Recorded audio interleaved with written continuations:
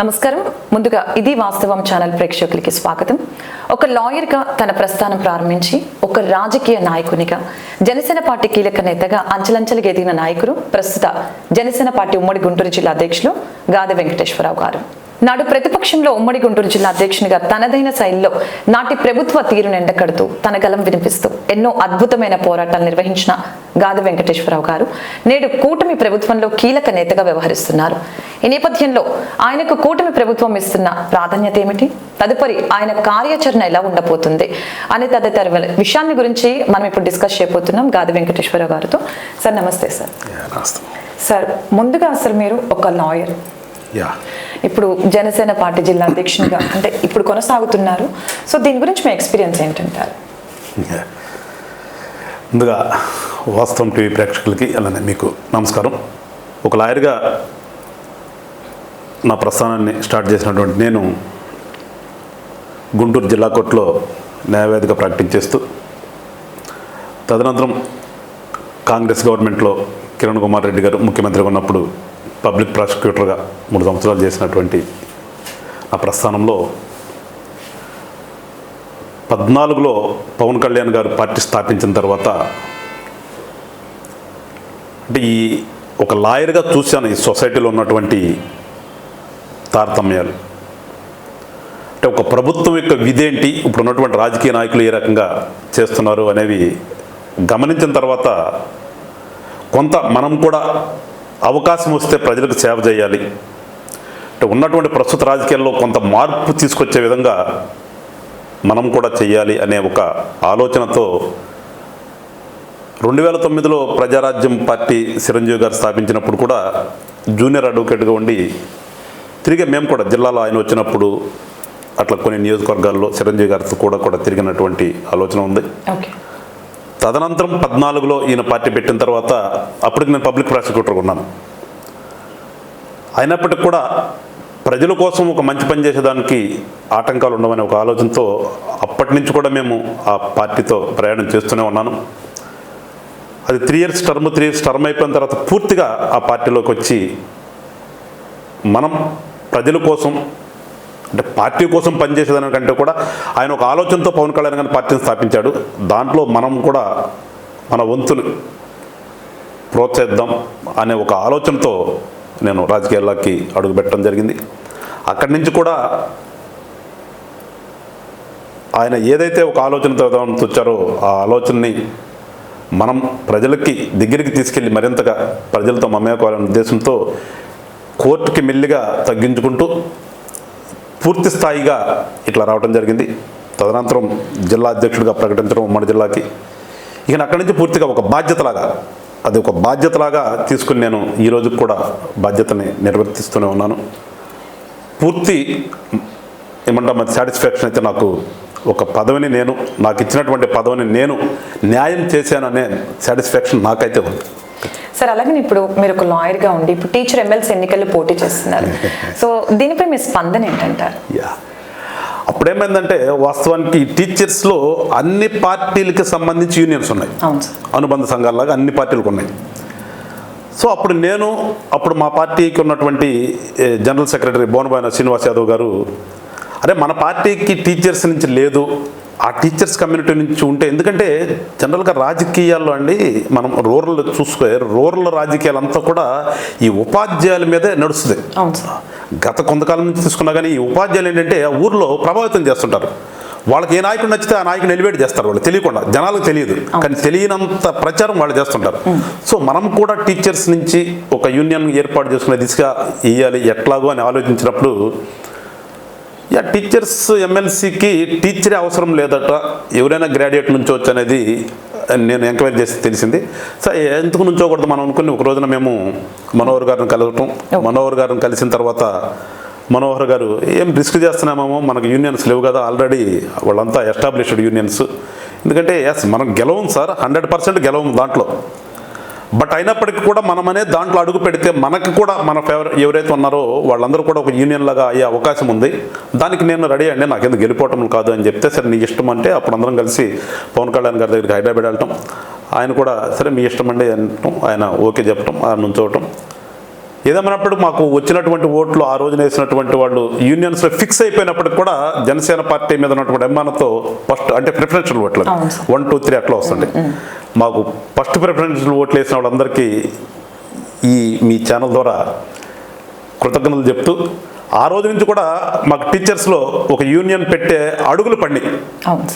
కేవలం ఏంటంటే టీచర్స్లో కూడా వెళ్ళాలి, పార్టీని తీసుకెళ్ళాలి, అన్ని సెక్టర్స్లోకి పార్టీని తీసుకెళ్ళాలని ఒక ఆలోచనతో ఆ రోజు నేను ఆ ధైర్యం చేయడం జరిగింది. అలాగే సార్, ఇప్పుడు జిల్లా అధ్యక్షునిగా ఇప్పటి వరకు మీరు పనిచేసిన తీరు మీకు ఎలా అనిపించింది? 100% నేను న్యాయం చేశానని అనుకుంటున్నాను.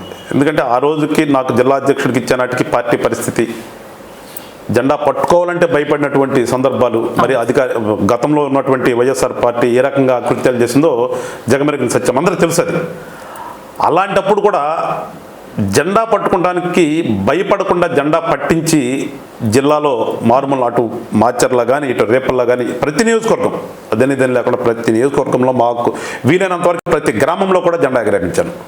సో దానికైతే నాకు పవన్ కళ్యాణ్ గారు అంటే ఆయన నాకు అపాయింట్మెంట్ ఇచ్చేటప్పుడు ఆ లెటర్ ఇస్తూ వెంకటేశ్వర గారు ఒక పెద్ద జిల్లాని మీ చేతిలో పెడుతున్నాను అన్నాడు. నాకు దానికి రిప్లై ఏమేమో అర్థం కాలేదు. నాకు ఆ మాట అనగానే ఎస్ మనం చెయ్యాలి అంతే, ఒక పెద్ద జిల్లాని పెడతానంటే ఒక బాధ్యతని అప్పచెప్తున్నా అన్న అర్థంతో ఆయన చెప్పినప్పుడు ఆ బాధ్యతని 100% చేయాలని, ఎంత ఇబ్బంది అయినా సరే అని చెప్పేసి, నిజంగా చాలా ఇబ్బందులు అయినా కానీ గుంటూరు నుంచి మాచర్ల వెళ్ళాలంటే 120 కిలోమీటర్స్ పైన వస్తుంది, 130 కిలోమీటర్స్ వస్తుంది.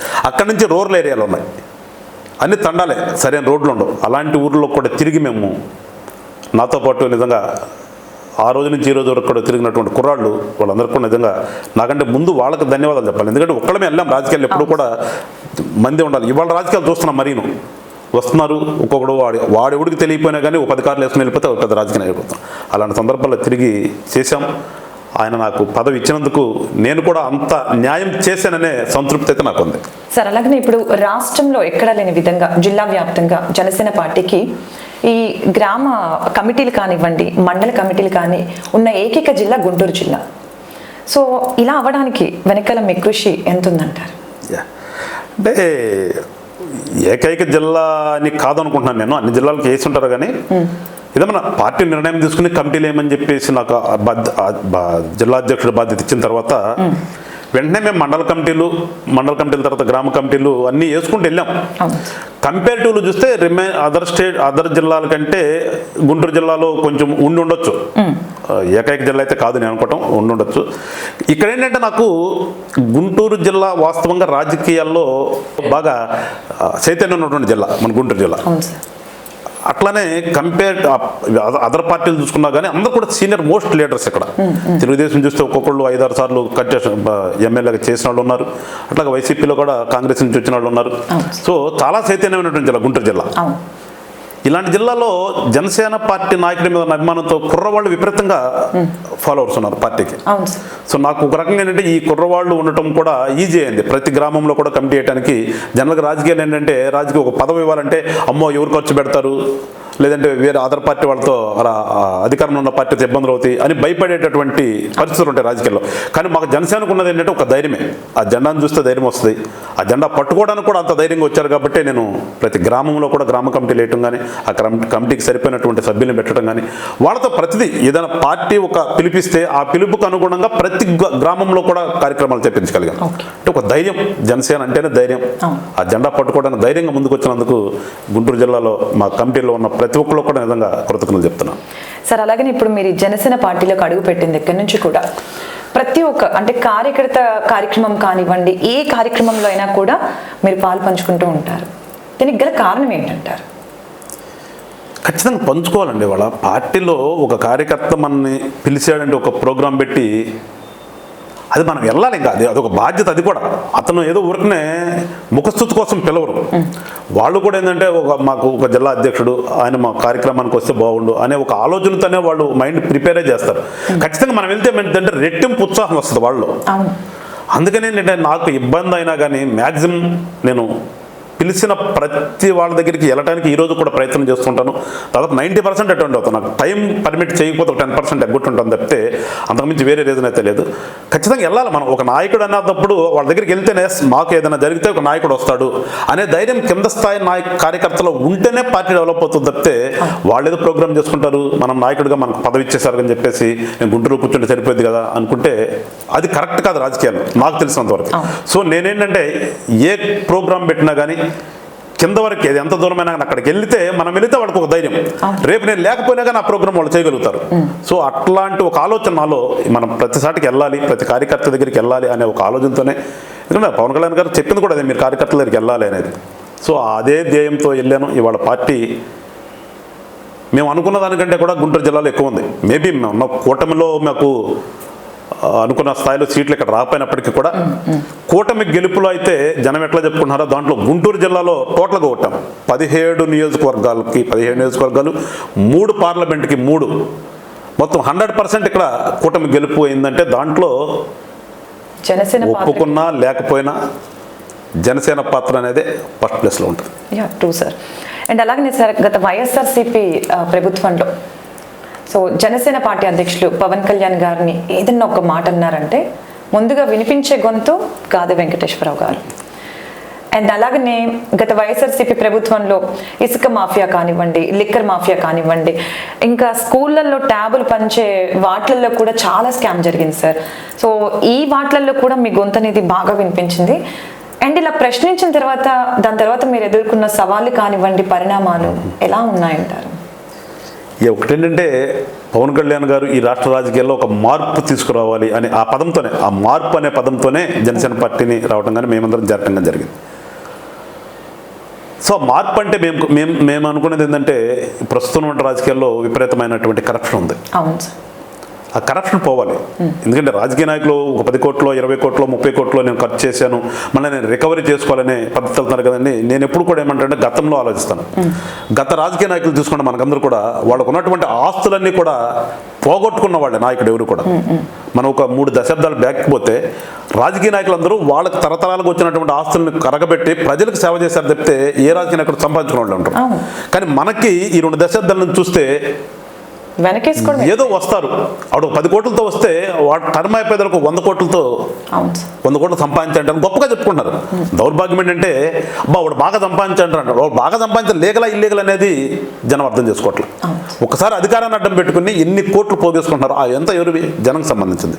జనంకు చెందవలసినటువంటి డబ్బును వాడేసుకుని మళ్ళీ ఇంకోసారి వచ్చేసి నేను ఇంతకుముందు 1000 రూపాయలు ఇచ్చిన 2000 ఓటుకిస్తాననే పరిస్థితులు ఉన్నాయి. అది కాదు కోరుకుంటాం. ఎందుకంటే అతను ఆలోచన ఎంతసేపు ఉన్న సంపాదన మీద ఉంటుంది తప్పితే నాకు ఓట్లు వేసినటువంటి నియోజకవర్గంలో ప్రజలకు మంచి చేద్దాం, లేదంటే ఆ నియోజకవర్గాన్ని అభివృద్ధి చేద్దాం అనేది ఆలోచన రాదు.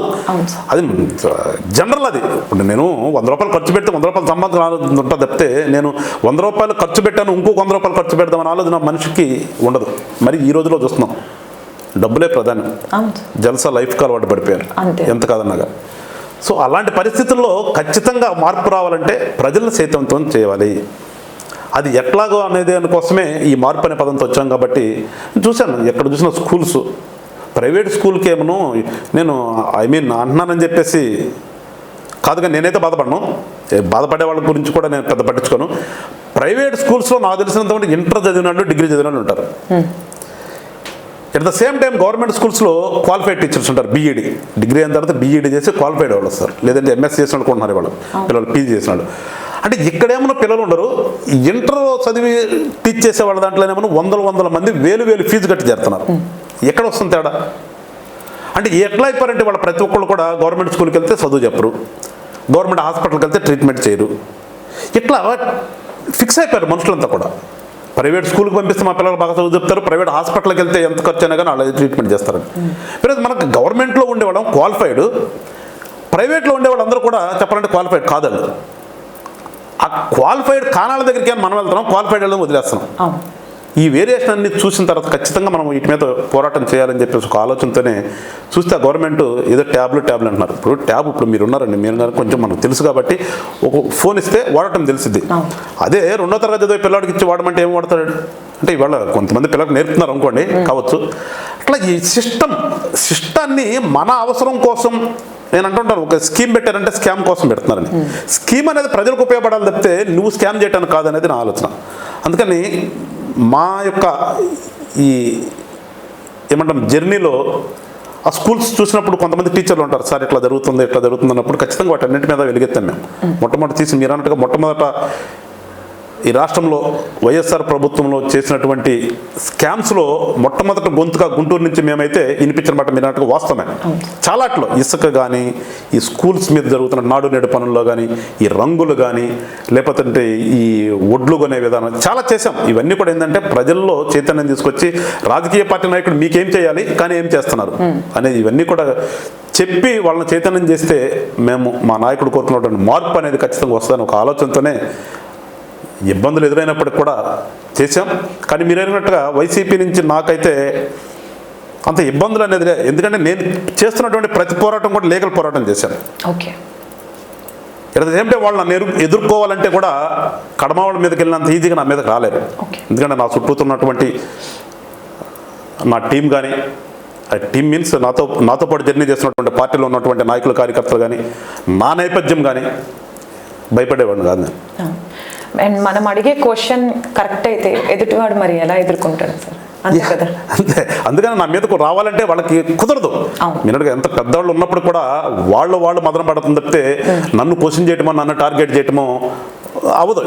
అప్పుడు అవ్వదు, ఇప్పుడు అవ్వదు చెప్తున్నాను కదా. ముందు కూడా ఆ స్టేజ్కి నేను రాను. ఎందుకంటే నా పోరాటం అట్లాగే ఉంటుంది, నా ధైర్యం కూడా అట్లాగే ఉంటుంది. అలాగని ఇప్పుడు ఇంత కష్టపడ్డారు పార్టీ కోసం, మరి గత ఎన్నికల్లో గాదె వెంకటేశ్వరరావు గారికి ఎందుకు ఎమ్మెల్యే సీట్ ఇవ్వలేదు? అంటే జనరల్గా ఇప్పుడు దానికి కూడా ఒక స్థాయి ఉండాలి, స్టేటస్ ఉండాలి. రాజకీయం అంటే ఇవాళ ప్రతి వాళ్ళకి ఎమ్మెల్యే అంటే చాలా చీప్ అయిపోయింది. రాజకీయాలు నిజంగా చాలా చీప్ అయిపోయింది. ఒక రకంగా బాధాకరమైన విషయం కూడా. ఒకప్పుడు చూడండి, రాజకీయాలు మనకి 5 పదులు దాటాయి. వాళ్ళు వచ్చి ఒక పార్టీలో వచ్చిన తర్వాత ఒక కార్యకర్తలాగా వాళ్ళ ప్రస్థానం మొదలు పెడితే వాళ్ళు ఎదిగి 5 పదులు దాటిన తర్వాత ఆ స్థాయికి వచ్చేవాళ్ళు. అందుకని అప్పుడు పరిస్థితులు కూడా బాగున్నాయి, రాజకీయాలు కూడా బాగున్నాయి, అప్పుడు కలుషితం కాల. ఇవాళ ఏంటంటే సూట్ కేసులతో వచ్చేస్తున్నారు. ఇవాళ సూట్ కేసులు మెయిన్ అయిపోయినాయి. వాడు ప్రజాసేవ చేస్తాడా లేదనేది కూడా ప్రజలు కూడా ఎట్లా అయిపోయారంటే ఎలక్షన్ నాడు 5 సంవత్సరాలకు ఒకసారి వచ్చే ఎలక్షన్లో ఆ ఒక్కసారి వాళ్ళు ఇచ్చేటటువంటి ఒక 1000 రూపాయలకి ఆశపడుతున్నారు. ఇది నిజంగా అది చాలా చెప్పుకోవడానికి బాధాకరం. మనం అంటే మమ్మల్ని క్రిటిసైజ్ చేస్తారా మీరు తీసుకుంటామని ప్రజలు అనుకోవచ్చు కాక, ఖచ్చితంగా క్రిటిసైజ్ చేస్తాను నేను. అది 5 సంవత్సరాలకు ఒక్కసారి వాళ్ళు ఇచ్చే 1000 రూపాయల కోసం వీళ్ళు అరువులు చేస్తున్నారు. ఆ 1000 రూపాయలు దేనికి పనికి వస్తాయి? అంతే కదా సార్. ఇవాళ ఉన్నటువంటి రోజుల్లో మనకు ఆ 1000 రూపాయలు దీంతో ఒక షాప్కి వెళ్తే ఏమి కొనలేం. అలాంటిది కూడా ఆ 1000 రూపాయల కోసం ఆలోచిస్తున్నారు తప్పితే ఆడ అసలు ఎవడు వచ్చినాడు మనకు తెలుసా, ఇంతకుముందు మన ప్రాంతంలో తిరిగాడా, మన నియోజకవర్గం పరిస్థితి ఏంటో తెలుసా అనేది ఆలోచించట్లే వాళ్ళు. సో ఇవి మారాలి, మేము కోరుకుంటుంది ఇది మారాలి. మన ముందు అనునిత్యం మన కోసం తిరిగేటటువంటి వాళ్ళకి ఓటేస్తే మనకు పనిచేస్తాడు తప్పితే సూట్ కేసులు పట్టుకొచ్చినట్టు మళ్ళీ సూట్ కేసులు ఒక 2 ఖాళీ అయితే 4 సంపాదించుకోవాలనుకుంటాడు. అందుకని ప్రజలకు కూడా నేను మొదటి నుంచి కూడా రిక్వెస్ట్ చేస్తుంటాను, మీరు ఆ 1000 రూపాయల కోసమో 1500 కోసం మీరు ఆశపడద్దు. మీరు ఆశపడాల్సింది ఒక మంచి నాయకుడిని ఎన్నుకుంటే రేపు నిలదీయగలుగుతారు. మీరు మీ బజార్కి వచ్చినప్పుడు శానిటేషన్ సరిగ్గా లేదు నిలదీయగలుగుతారు, రోడ్డు సరిగ్గా లేదు నిలదీయగలుగుతారు, లేదా రేషన్ రావట్లేదు నిలదీయగలుగుతారు. మీకు అవసరమైన ప్రతిదాన్ని మీరు నిలదీయగలుగుతారు. మనం సినిమాలో చూస్తున్నాం, కొన్నిసార్లు సినిమాల్లో ఇవి ఉదాహరణ పెట్టిన సందర్భాలు కూడా ఉన్నాయి. పోతే మీరే నాకు ఊరికి ఓటేశారా అంటారు, నేను 2000 ఇస్తే ఓటేశారు, మీరు నన్ను అడిగే రైట్ మీకు ఎక్కడ ఉందన్న సందర్భాలు కూడా ఉన్నాయి. అందుకని ప్రజలు అలాంటివన్నీ గుర్తు తెచ్చుకోవాలి. ఒకసారి నేను కోరేది అది నథింగ్ అండి. 1000 రూపాయలు 2000 అనేది ఓటుకి. కొంతమంది ఏం చేస్తారంటే మా ఇంట్లో 5 ఉన్నారు కాబట్టి 10,000 వస్తే ఏదో కొనుక్కోవచ్చు. ఏం 10,000తో 5 సంవత్సరాలు నీకు గడిచిపోద్దా? కాదు కదా. ఒకసారి ప్రజల్లో చైతన్యం రావాలి. నేను ఏంటంటే ఎప్పుడు కూడా ప్రజాస్వామ్యంలో ప్రజలు చైతన్యంగా ఉన్నంతకాలం కూడా బాగుంటుందంతా. ప్రజలు ఎప్పుడైతే స్వార్థం వస్తుందో రాజకీయ నాయకులాగా ప్రజలు కూడా నాకు ఏం చేస్తే దాని తర్వాత నాకు ఎంతలే చేస్తే అందరికి కలిపి చేస్తాడు కదా, నేను 1000 రూపాయలు నేను తీసుకుంటూ పోలా అనే ఆలోచన ఎప్పుడైతే ప్రజల్లో ఉంటుందో ఇప్పుడు మనం ఎట్లయితే రాష్ట్రం పాడైపోయింది అనుకున్నాం, అట్లా పాడైపోతూ ఉంటుంది. అది కాకుండా మళ్ళా రీబిల్డ్ చేసుకుని పాత రోజులకు రావాలి. రాజకీయ నాయకులు అంటే ప్రజల కోసమే బతకాలి, ప్రజల కోసం చచ్చిపోవాలనే విధంగా చేయాలనేది ఆ మార్పు అనే పదాన్ని జనసేనలో మేము చొప్పించి ఇవాళ జనసేన నడుస్తాం. అవును, ఒక సందర్భంలో అన్నారు సార్ పవన్ కళ్యాణ్ గారు, మా దగ్గర అంటే మేము రాజకీయాలు చేయడం వచ్చాము, అంటే మేము మీకు అంటే ఏదో మంచి చేయడానికి వచ్చాము, డబ్బులు పంచడానికి రాలేదు అని చెప్పేసి, అది అంతే కదా సార్? అంతే. అది ఇప్పుడు డబ్బులు పంచేవాడు డబ్బులు పంచినట్టుగా ఉంటుందండి. అంతే. అంటే కొనేస్తున్నాడు 5 సంవత్సరాలలో 2,000 పెట్టి కొంటున్నాడు. ఇంకంతే. సో ప్రజలకు కూడా క్వశ్చన్ చేసే అర్హత లేదు 2,000 తీసుకున్న తర్వాత. వాళ్ళు అంటే బాగుండదని కొన్నిసార్లు, కానీ కొన్నిసార్లు అంటున్నారు. అది కూడా మనం వెళ్ళి గట్టి కడితే ఏం రా నువ్వు నాకు ఓటు వేసావా, నిజంగా ఊరికి వేసావా అంతే అని అడిగే రైట్ వాడికి ఉంది, వాడి దగ్గర తీసుకున్నాం కాబట్టి. అది లేకుండా మీరు ఎప్పుడైతే నిస్వార్థంగా ప్రజాస్వామ్యంలో మంచి కాలం కోరుకుంటారో ఖచ్చితంగా బాగుపడుతుందండి. బడ్జెట్ లక్షల కోట్ల బడ్జెట్ చూస్తున్నాం కదా, లక్షల కోట్ల బడ్జెట్ పెట్టినప్పుడు ఎందుకు బాగుపడదు? ఎందుకు రోడ్లు వేయలేం, ఎందుకు డ్రైనేజ్ కట్టలేం, ఎందుకు ఇల్లు లేని వాడికి ఇల్లు అన్నీ చేయొచ్చు. కానీ నువ్వు ఎప్పుడైతే నీ స్వార్థాని కోసం నువ్వు డబ్బులు తీసుకునేస్తున్నావో వాడు కూడా వారి స్వార్థానికి కోసం పోతున్నారు. ఆ బడ్జెట్ అంతా పక్కదారి పడుతుంది, సక్రమంగా మీ దగ్గరికి రావట్లా. ఆ వచ్చే విధంగా ఉండాలంటే మీరు నిస్వార్థంగా ఉండండి, నాయకుడిని కూడా మంచిగా ఎన్నుకోండి, ఖచ్చితంగా మంచి జరుగుతుంది రాష్ట్రానికి. అదే మా ధ్యేయం. ఇవాళ జనసేనలో అట్లా ముందుకెళ్తున్నాం. ఈ పర్వంలో మొన్న కేవలం మేము రాష్ట్రం పాడైపోయింది అనే ఒక ఉద్దేశంతోనే పవన్ కళ్యాణ్ గారు కూటమిని ఏర్పాటు చేశారు. పవన్ కళ్యాణ్ గారు ఏర్పాటు చేశారు ఆ కూటమిని ఏర్పాటు చేసినప్పుడు ఖచ్చితంగా మా ప్రయారిటీ రాష్ట్రం ముందు, మా వ్యక్తిగతం కాదు. మాకు సీట్లు వచ్చినాయా, మా పార్టీ నుంచి ఎమ్మెల్యేలు అయ్యారా దానికంటే కూడా రాష్ట్రం బాగుండాలంటే ఖచ్చితంగా త్యాగం చేయాలి అనే ఒక నినాదంతోనే మేము ఆ త్యాగం అనే దాంతో వచ్చాము. పవన్ కళ్యాణ్ గారు ఎన్ని సీట్లైనా పర్లేదు, ముందు ఉన్నటువంటి జగన్మోహన్ రెడ్డి అనే వ్యక్తి నడుపుతున్నటువంటి ప్రభుత్వంలో మార్పు రావాలి, ఆయన పంచాలి అనే ధ్యేయంతోనే మేము ముందుకెళ్ళాం. కాబట్టి మేము పెద్ద సీట్ల గురించి పట్టించుకోలేదు. ఆ పర్వంలో ఇక్కడ మొత్తం వాళ్ళకి ఇవ్వాల్సి వచ్చింది, ఇచ్చాము. We're happy. మాకేం దాని గురించి ఆలోచన లేదు. మాదేమేంటంటే ప్రజల కోసం మేము, జనసేన అంటే జనం కోసం పెట్టింది. మాకు సిద్ధాంతాలు ఉన్నాయండి, చెప్తున్నాను. కడమ పార్టీలకు ఉన్నాయా లేవా అనేది వాళ్ళు చూసుకోవాలి తప్పితే జనసేన పార్టీకి సిద్ధాంతంతో ఉన్నటువంటి పార్టీ జనసేన పార్టీ. ఒక 7 సిద్ధాంతాలు ఉన్నాయి మాకు. సో అందుకని ఆ సిద్ధాంతాల పరంగా మేము కూడా ఏదైతే సిద్ధాంతాలు ఉన్నటువంటి పార్టీలో చేరామో మాకు కూడా సిద్ధాంతాలు ఉన్నాయి. అది మాకు సీట్ వచ్చిందా లేదా, మాకు ప్రాధాన్యత ఉందా అనే కంటే కూడా మా నాయకుడు మాకు పదవి చెప్పాడు. ఆ పదవే మాకు చాలా పెద్ద పదవి. నాయకుడు గట్టివాడైతే వెనకాల ఉన్న కార్యకర్తలు కూడా ఆటోమేటిక్గా గట్టిగా అయిపోతారు, స్ట్రాంగ్ అయిపోతారు కదా సార్. ఎన్ని మాటలు, ఎన్ని అసలు పడకూడని మాటలే పడి నిజంగా నిలబడి ఈరోజు ఒక కూటమి ప్రభుత్వాన్ని ఏర్పాటు చేశారని అంటే ఒక స్ట్రాంగ్ నాయకుడు అనే చెప్పొచ్చు సార్. ఇంకొకరైతే ఆ మాటల్ని తట్టుకొని నిలబడేవారైతే కాదు. మాటలు వ్యక్తిగతంగా బట్ నన్న పర్లేదు, నేను జనం కోసం ఏదో ఒకటి చేయాలని చెప్పేసి అయితే నిజంగా స్ట్రాంగ్గా కంకణం కట్టుకుని అయితే ఈరోజు ఒక కూటమి ప్రభుత్వాన్ని ఏర్పాటు చేయడం జరిగింది. సార్ ఇంత కష్టపడ్డారు జనసేన పార్టీ కానీ జనం కోసం కానీ, సో ఇప్పుడు కూటమి ప్రభుత్వంలో మీరు ఎటువంటి పదవిని ఎక్స్పెక్ట్ చేస్తున్నారు? వాస్తవంగా మీతో చెప్పాలంటే ఆశించట్లేదు, ఇది వాస్తవం. ఓకే. ఎందుకంటే ఆ రోజున నాకు జిల్లా అధ్యక్షుడు పదవి ఇచ్చినప్పుడు కూడా నేను ఆశించిందేం కాదు. అది నేను ఒక లాయర్గానే పార్టీలో మా కార్యకర్తల మీద పెట్టినటువంటి కేసులు చేసుకుంటూ వెళ్ళాను. ఒక లీగల్ సెల్ ఉంది కదా, పార్టీ లీగల్ సెల్లో ఉన్నాను.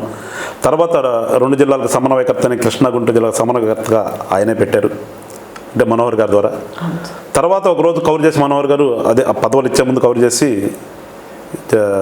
సార్ నిన్నే జిల్లా అధ్యక్షుడిగా ఉండమన్నారు అన్నారు. కొంచెం ఆలోచించాను, ఎందుకంటే డబ్బుతో కూడుకున్నది ఇవాళ తిరగాలంటే. ఇటు వెళ్ళినా ఇవాళ ఉదయాన్నే నేను బయలుదేరానంటే ఈరోజు కూడా నాకు మినిమం 150 కిలోమీటర్స్ వస్తుంది ఎటు వెళ్ళినా. అంత తిరగాలంటే నా నేపథ్యం నేనేమి వెనక ఉన్నవాడిని కాదు. పూర్తిగా ప్రాక్టీస్ చేసుకుంటే ప్రాక్టీస్ మీదే ఇంటి అద్దె కట్టుకోవాలి, ఆఫీస్ అద్దె కట్టాలి, నా పిల్లల్ని చదివించుకోవాలి. అలాంటి నేపథ్యం నుంచి వచ్చినప్పుడు కొంచెం ఆలోచించాను. నువ్వేం ఆలోచించొద్దు నీ వెనక నేను అన్నాను కదా మనోహర్ గారు, కానీ దానితో పాటు మా శ్రీనివాస్ యాదవ్ గారు. నాకు నిజంగా ఈరోజు నేను ఇంతగా జిల్లాలో, మీరు ఇందాక అడిగినట్టుగా ఇంతగా జిల్లాలో తిరిగి, ఇంత ధైర్యంగా తిరిగి, నాకు లెక్కేసుకుంటే అప్పటి నుంచి దాదాపు నేను కూడా 1,00,000 కిలోమీటర్లు వస్తుంది నా ప్రయాణం. ఇంత తిరగలిగానంటే నాకు నా వెన్నంటూ ఉన్నాడు శ్రీనివాస్ యాదవ్ గారు. పూర్తిగా ఆయన ప్రోత్సాహం నేను చెప్తాను. ఫస్ట్ నేను థ్యాంక్స్ చెప్పుకోవాలంటే పార్టీలో శ్రీనివాస్ యాదవ్ గారికి థ్యాంక్స్ చెప్తాను. మేబీ నాకు నాయకుడు పదవి ఇచ్చి ఉండొచ్చు, ఆ నాయకుడి వల్ల నేను ఇక్కడికి వచ్చాను. తర్వాత మనోహర్ గారు ఆశీస్సులతో ఉన్నప్పటికీ కూడా నేను ఇంతగా ఈ పోరాటాలు చేయడానికి కానీ, ఇంతగా జిల్లాలో తిరగడానికి కానీ నాకు ఎప్పుడు వెన్నంటి ఉన్నటువంటి వ్యక్తి శ్రీనివాస్ యాదవ్ గారు. ఆయనకు నిజంగా ఎన్నిసార్లు కృతజ్ఞతలు చెప్పినా కానీ తక్కువే. ఈ ప్రయాణంలో నేను ఆశించకుండానే జిల్లా పదవి వచ్చింది. పార్టీ కోసం కష్టపడ్డాను. పార్టీ కోసం తిరిగి కష్టపడటం అంటే కూడా ఎందుకంటే ఒక ప్రేమగా వచ్చాను, నిజంగా చెప్పాలంటే ఇష్టంగా. ఇది నా పార్టీ, ఏదో చేయాలి ప్రజలకి మన వంతు. ఏదో పుట్టాను పోయానంటే కూడా 20 సంవత్సరాలు ప్రాక్టీస్ చేశాను. తక్కువ వయసులో పబ్లిక్ ప్రాసిక్యూటర్ చేశాను. కోర్టులో నాకంటూ గుర్తింపు ఉంది. అట్లాగే జిల్లాలో కూడా చాలా సార్లు కొన్ని కోర్టులకు వెళ్ళినప్పుడు కానీ కొన్ని కానీ ఎస్ కాంగ్రెస్ మంచిగానే ఉన్నాడు అనేది గుర్తింపు వచ్చింది. తర్వాత నేనేంటి ప్రజలకి, నేను ఏదో లా చదివాను, మాది వ్యవసాయ కుటుంబమే, ఆస్తులు ఉన్నది కాదు. గుంటూరు వచ్చాను రేపటి నుంచి. ప్రాక్టీస్లో సిద్ధినేని సత్యనారాయణ దగ్గర ఒక జూనియర్గా చేరాను. ఆయన ఆ రోజు అన్నాడు నాతో, లా అంటే నువ్వు అనుకున్నట్టుగా ఏదో ఊహించుకుని వచ్చావేమో, విపరీతంగా సంపాదించేసి ఇల్లు కొనేసుకోవచ్చు, కార్లు కొనేసుకోవచ్చు అనుకుంటాము. It's a time taking process లా అనేది అన్నాడు. లేదని నేను చేయాలనుకుని వచ్చాను, చేస్తున్నాను. అట్లాగే ఒక సాటిస్ఫాక్షన్గా ప్రాక్టీస్ చేశా. తర్వాత ఏదో ఒకటి చేయాలని తపంతో వచ్చాను కాబట్టి ఇష్టంగా వచ్చాను పార్టీలోకి. ఇక్కడ ఏదో పదవులు ఆశించి రాలేదు నేను. సో ఇవాళ కూడా చెప్తున్నాను కదా, కూటమి ప్రభుత్వం వచ్చినప్పుడు కూడా ఇవాళ కూడా మీరు నమ్మినా నమ్మపోయినా ఒక ఆశ అంటూ ఏం లేదు. మళ్ళీ పవన్ కళ్యాణ్ గారు పిలిచి ఈ బాధ్యత నీకు అప్పచెప్తున్నానంటే అది చేద్దామని ఆలోచనతో ఉన్నాను చెప్తే, మీరు ఇందాక అడిగినట్టుగా మీకు ఎమ్మెల్యే సీట్ ఎందుకు రాలేదన్నారు. అంటే ఆ స్థాయి ఉందని నేను అనుకోవట్లేదు. కానీ పవన్ కళ్యాణ్ గారు లేదు నీ ఇలాంటి వాళ్ళు ఉండాలి అంటే దాన్ని చేస్తాను. అంటే వెనకడుగే తేలి దేని కూడా. పవన్ కళ్యాణ్ గారు పిలిచి నువ్వు ఈ పదవి చేయాలి లేదంటే నువ్వు బాధ్యత చేయాలంటే ముందుకెళ్ళడం అంటే తెలుసు, కానీ నో అంటాం తెలియదు. ఎందుకంటే ప్రజలతో కూడుకున్నది మనకు. ఆ ప్రజల మీద ఒక నమ్మకం ఉంది నాకు. మనం మంచిగా చేసినప్పుడు ఖచ్చితంగా ప్రజలు మన ఆదరిస్తారు, ప్రజలు మనకు కూడా ఉంటారు. అదే నమ్మకం. ఎందుకంటే ఇవాళ నాకు ఏమీ ఆశించకుండా నా అంకట 10 నుంచి 20 మంది డైలీ నాతో పడి తిరిగేవాళ్ళు. వాళ్ళ పనులు మానుకొని తిరుగుతున్నారు. కొన్ని సందర్భాల్లో నిజంగా టయానికి భోజనం కూడా తినలేని సందర్భాలు చాలా ఉన్నాయి మాకు. వాళ్ళకి తెలుసు సార్ జేబులో డబ్బులు ఎక్కువ ఉండవు, ఇబ్బంది పెట్టకూడదు, అడగకూడదని. సో ఇలాంటి పరిస్థితుల్లో వచ్చినప్పుడు ఏంటంటే నాకు ఆ ధైర్యము ఆ నమ్మకం అనేది అయితే ఏదో ఒక పదవి ఆశించి వెళ్ళిపోవాలి అనేది అయితే లేదు. నా చుట్టూ ఉండ కుర్రాళ్ళు కూడా అలాంటి వాళ్ళే. ఖచ్చితంగా పార్టీకి నేను అవసరం అనుకున్నప్పుడు పార్టీ ఈ పదవి చేయమంటే చేస్తాను తప్పితే ఇవాళ కూడా లేదు. నా ఆశయం ఏంటంటే కూటమి ప్రభుత్వం అనుకున్నట్టు వచ్చింది, ప్రజలకు మంచి జరగాలి, అదొక్క ఆలోచనతో ఉన్నాను. సరే, ఇప్పుడు కూటమి ప్రభుత్వం వచ్చింది, ఎటువంటి మార్పులు రాబోతున్నాయి అంటారు?